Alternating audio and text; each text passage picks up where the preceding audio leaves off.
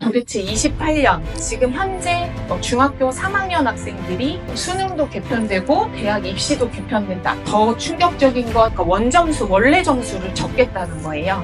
체제가 바뀌는 거고 수능 이제 과목이 바뀌는 거고 그러니까 내신 등급 5등급제로 바뀌잖아요. 사실 바뀌는 게 이제 아직 2개가 더 남았거든요. 이게 양만 보시면 거의 3배에서 4배가 되죠, 중학교 시험지. 그러니까 한 문제당 저렇게 나온다라는 거예요. 근데 막상 고등학교에 딱 전쟁터에 딱 들어오니까 점수가 그냥 완전히 이제 망하는 거예요. 그럼 부모님들이 그 다음에 점수가 안 나오면 점수가 왜 이렇게 안 나왔냐 라고 하시는 부모님도 계시고 그걸 믿고 기다려주시는 부모님도 계시지만 저는 개인적으로 이제 질타보다는 격려를 좀 많이 해주셨으면 좋겠다. 안녕하세요. 열정학원 원장 김진성입니다. 제가 이 동네에서 이제 24년, 25년째 됩니다. 임해동에서 영어학원을 한 해가. 그런데 토요일 이렇게 오전 일찍 부모님들 이렇게 오셔가지고 대단히 감사합니다. 잘 가르치는 학원으로 저희들이 노력 많이 하겠습니다. 이 동네에서 제가 25년 동안 할 수 있었던 이유는 그래도 부모님들한테 믿음을 제가 저버리지 않고 노력을 했기 때문이 아닌가 가끔 그렇게 생각합니다. 진짜 내 자식이 잘 됐으면 하는 그런 심정으로 지도하고 있으니까 믿고 맡겨 주셔도 되고 또 그 믿음에 부응하기 위해서 열심히 우리 선생님들하고 학생들 지도하겠습니다. 예, 감사합니다. 지금 이제 수능이 바뀐다고 하는데 사실은 뭐 아시다시피 급변해서 막 변화하기는 사실 힘든 부분이 분명히 있어요. 그러다 보니까 전체 대학 입시의 수시가 70%, 정시가 30% 정도의 지금 비율이거든요. 근데 수시 같은 경우는 이제 학생부 위주로 가니까 사실은 성적에서는 내신 비중이 높은 거고요. 그래서 내신으로 갈 수 있는 수시를 지금 현재도 계속 70%대를 유지하고 있고 정시 같은 경우는 수능 위주인데 전체 인원의 지금 30%를 최근 수능들이 유지를 하고 있거든요. 근데 그 비율은 그대로 유지한다고 했어요. 크게 변화하지 않고 도대체 28년, 지금 현재 중학교 3학년 학생들이 수능 시험을 봐서 이제 들어가는 게 28년 수능이고 수능도 개편되고 대학 입시도 개편된다. 근데 지금 나와 있는 거는 그쵸. 이거 내신에 대해서 내신을 가장 5등급제로 바꾼다.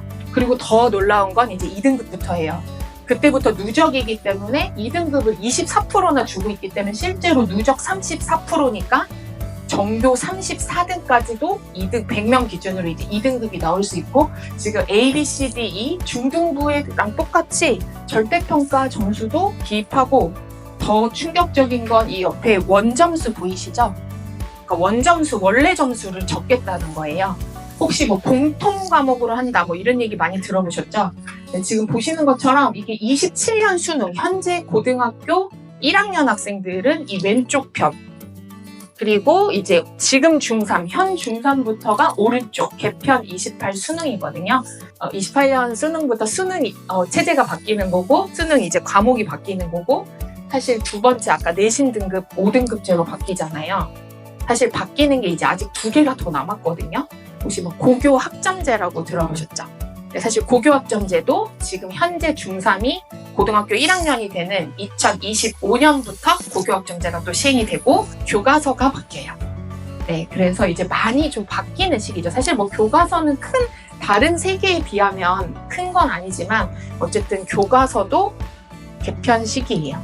사실 고교 학점제 부분 때문에 사실은 조금 더 신경을 많이 써야 되는데 대학교처럼 되는 거예요. 학생들에게 진로를 위해서 더 최적화된 수업, 모두 아시다시피 동일한 교실 안에서 전혀 관심도 없는 수업을 모든 학생이 똑같이 듣는 것보다는 자기한테 관심 있는 수업을 듣는 게 더 낫기 때문에 지금 선진화되는 부분이고 이 고교학점제가 되면 막 교실을 이동해서 수업하고 실제로는 자기 학교에서 있는 수업이 아니면 다른 학교에 가서 그 수업을 듣는 것도 학점을 인정해주고 뭐 온라인 클래스까지 인정하고 있어요.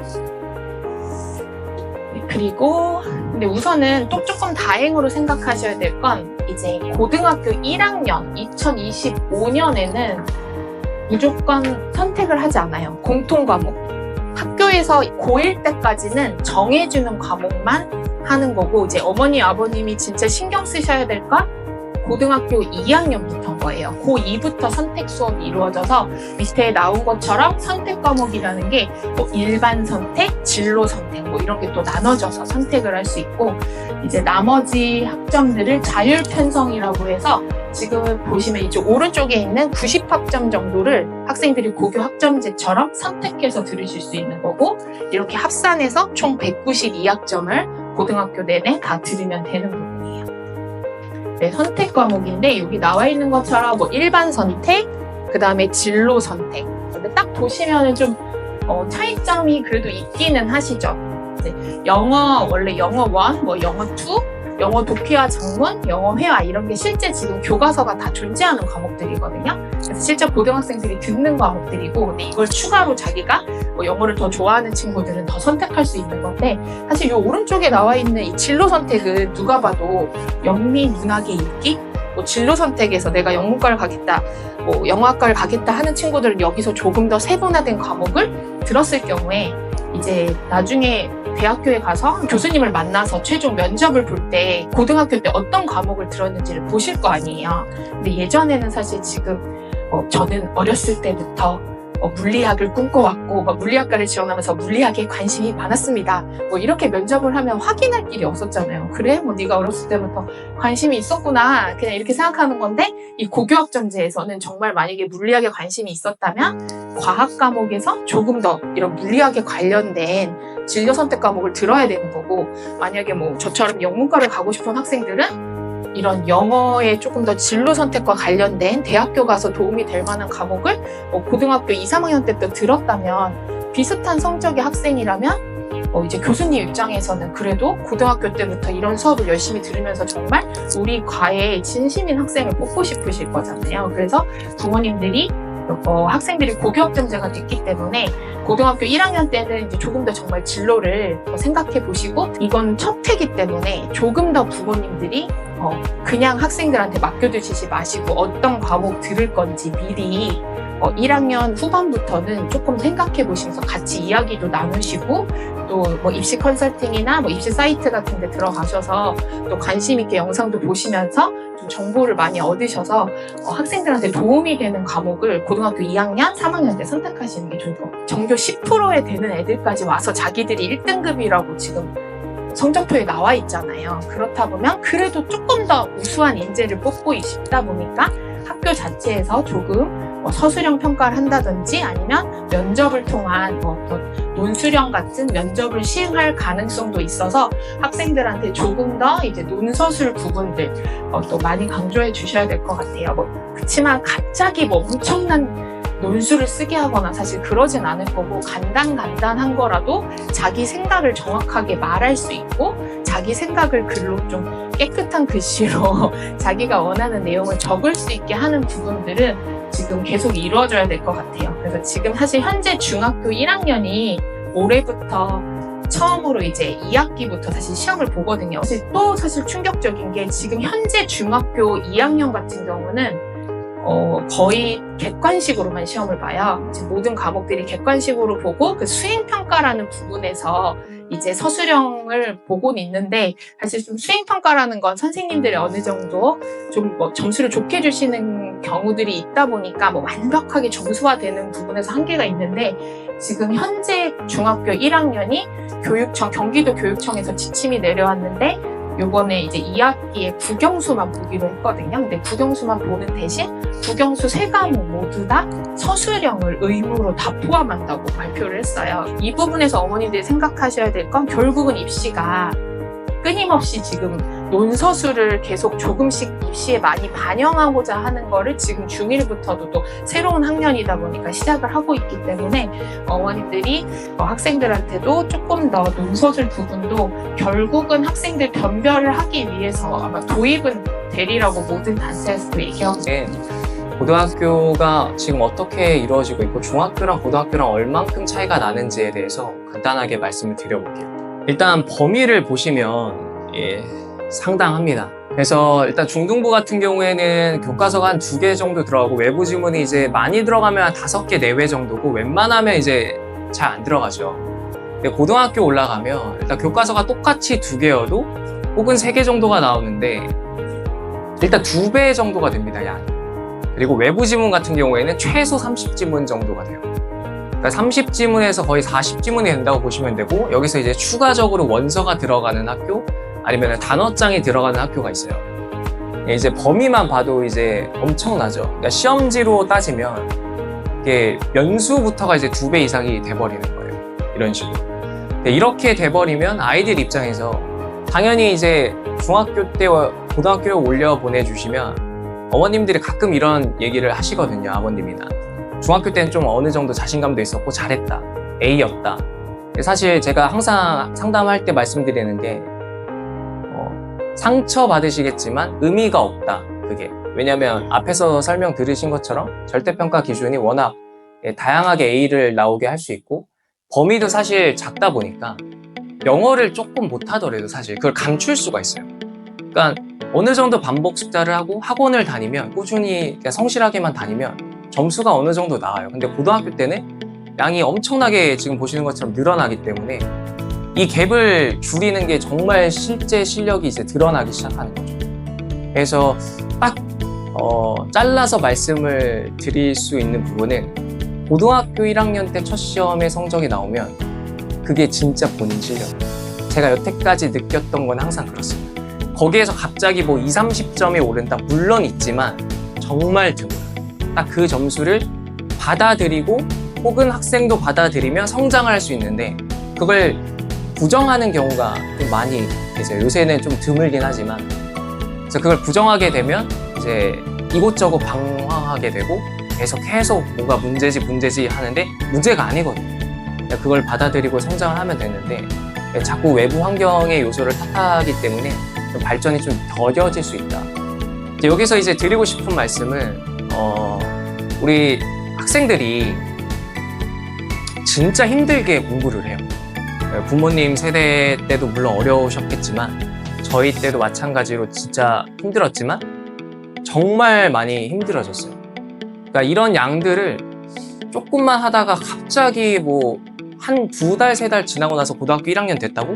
이걸 하라고 하니까 엄청난 스트레스랑 중압감, 이런 압박감을 많이 느낀단 말이죠. 그럼 부모님들이 그 다음에 점수가 안 나오면 점수가 왜 이렇게 안 나왔냐 라고 하시는 부모님도 계시고 그걸 믿고 기다려주시는 부모도 계시지만 저는 개인적으로 이제 질타보다는 격려를 좀 많이 해주셨으면 좋겠다. 고등학교 때가 되면 정말로 어렵거든요. 이게 양만 보시면 거의 3배에서 4배가 되죠. 중학교 시험지.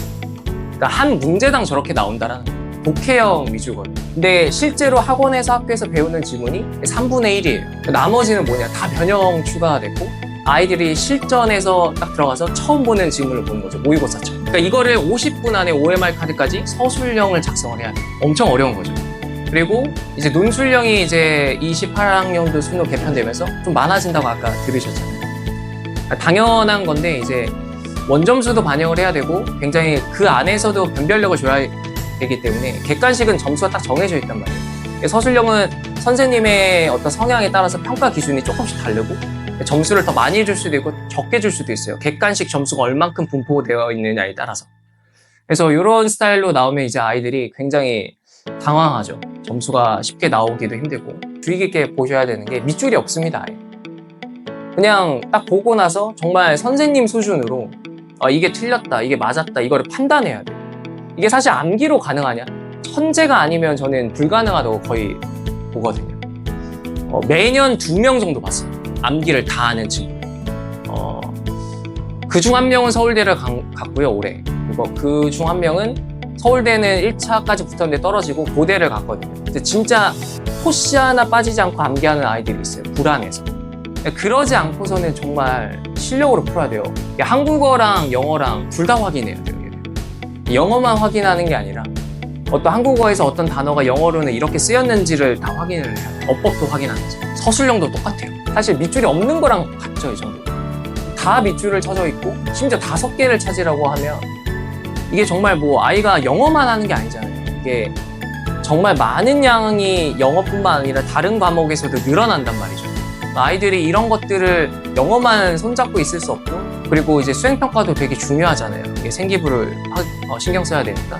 이런 것들을 정말 기본 실력을 중학교 때 다 주지 않으면 고등부 선생님들끼리 항상 회의할 때 나오는 얘기가 고등학교 와서 이거를 해결하는 게 정말 너무 힘들어요. 10명 중에 1명꼴로 나올까 말까? 이 정도로 보시면 될 것 같고, 딱 두 가지를 소중한 시간을 내서 오셨잖아요. 선택을 할 때 꼭 활용하셔라. 정말 죄송해요. 제가 습관이 어머님들이라고 해서 아버님들도 오셨는데 너무 죄송합니다. 아버님, 어머님들이 선택을 하실 때 첫 번째는 고등부가 있는 학원을 선택을 하셔야 돼요. 왜 그렇게 생각하냐면 중등부에 있는 학원에 있다가 온 아이들을 많이 받았어요. 진짜 힘들어요. 그러니까 심지어 고등부가 있는 학원에 무조건 보내라기보다는 고등부의 경험이 있는 중등부 선생님한테 보내셔요. 저희 학원은 실제로 그렇게 면접을 볼 때 그렇게 뽑기는 하는데, 보신 것처럼 갭이 너무 큰데 중등부 수준으로 아이들을 케어를 하면 당연히 만족스럽겠죠. A가 나오니까. 그리고 잘하는 줄 알죠. 근데 막상 고등학교에 딱 전쟁터에 딱 들어오니까 점수가 그냥 완전히 이제 망하는 거예요. 그래서 그게 첫 번째로 진심으로 드리고 싶은 말이고, 두 번째는 성적보다는 성장을 좀 보셨으면 좋겠어요. 성공한 사람들의 모든 공통점 중 하나를 보면, 책을 읽다 보면 멘토가 있다고 하더라고요. 요즘 시대에 강의를 못하는 선생님 찾기 힘들어요. 웬만하면 강의를 다 잘하시거든요. 근데 아이를 진짜 위하는 선생님을 찾기는 좀 많이 힘든 게 현실인 것 같습니다. 되게 아이를 진심으로 위하고 이런 것들이 좀 드문 것 같아요. 제가 느끼기에는 영어는 유독 더 심한 것 같아요.